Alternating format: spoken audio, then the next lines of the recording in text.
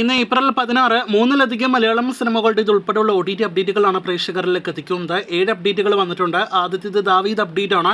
ചിത്രം നാളെ അർദ്ധരാത്രി 12 മണിയോടെ ഏപ്രിൽ 18 OTT റിലീസ് ആകുകയാണ്. C5ലൂടെയാണ് ആന്റണി വർഗീസ് നായകനെ എത്തിയ മലയാളം സിനിമ OTT റിലീസ് ആകുക. ഈ ആന്റണി വർഗീസ് സിനിമയോടൊപ്പം ദാവീദിനോടൊപ്പം ഏപ്രിൽ 18 തന്നെ മറ്റൊരു മലയാളം സിനിമ OTT റിലീസ് ആകുന്നു. അത് ഈ വർഷം നേരത്തെ തുടക്കത്തിൽ തിയേറ്ററുകളിലേക്ക് എത്തിയ എന്ന സിനിമയാണ്. സൺ നെക്സ്റ്റിലൂടെയാണ് ദിലീഷ് പോത്തൻ നായകനെ എത്തിയ സിനിമ റിലീസ് ആകുന്നത്.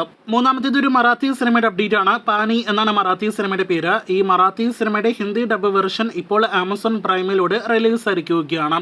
നേരത്തെ കഴിഞ്ഞ വർഷം ക്രിസ്മസിന് തിയേറ്ററുകളിലേക്ക് എത്തിയ ED എക്സ്ട്രാ ഡീസന്റ് എന്ന സുരാജ് വെഞ്ഞാറമൂട് സിനിമ ഇപ്പോഴത്തെ OTT റിലീസിനായിട്ട് ഒരുങ്ങുകയാണ്. നേരത്തെ സിനിമയുടെ HD പതിപ്പിലേക്ക് ആക്കപ്പെട്ടിരുന്നു. സൈൻ അപ്ലൈ OTT പ്ലാറ്റ്ഫോമിലൂടെ കമ്മിങ് സൂൺ പോസ്റ്റർ വന്ന സിനിമ അടുത്തയാഴ്ച ഏപ്രിൽ 25 OTT റിലീസ് ആകുന്നതാണ്.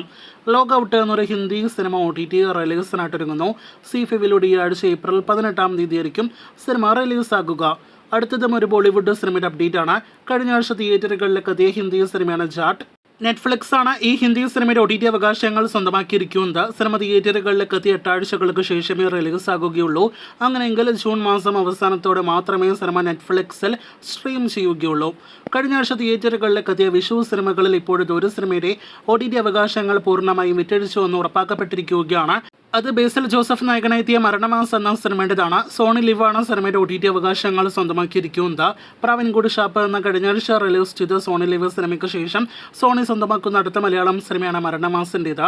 ഒരു മാസം ഒരു സിനിമ മാത്രം റിലീസ് ചെയ്യുന്ന സോണി ലിവിലൂടെ പ്രാവിൻകൂട് ഷാപ്പിന് ശേഷം അടുത്ത മാസം റിലീസ് ചെയ്യുന്ന സിനിമയായിരിക്കും മരണമാസ് എന്നാണ് നിലവിൽ പ്രതീക്ഷിക്കുന്നത്. ഇതിനിടയിൽ മറ്റൊരു സിനിമ സോണി ലിവ് എടുക്കില്ല എന്ന് പ്രതീക്ഷിക്കാം.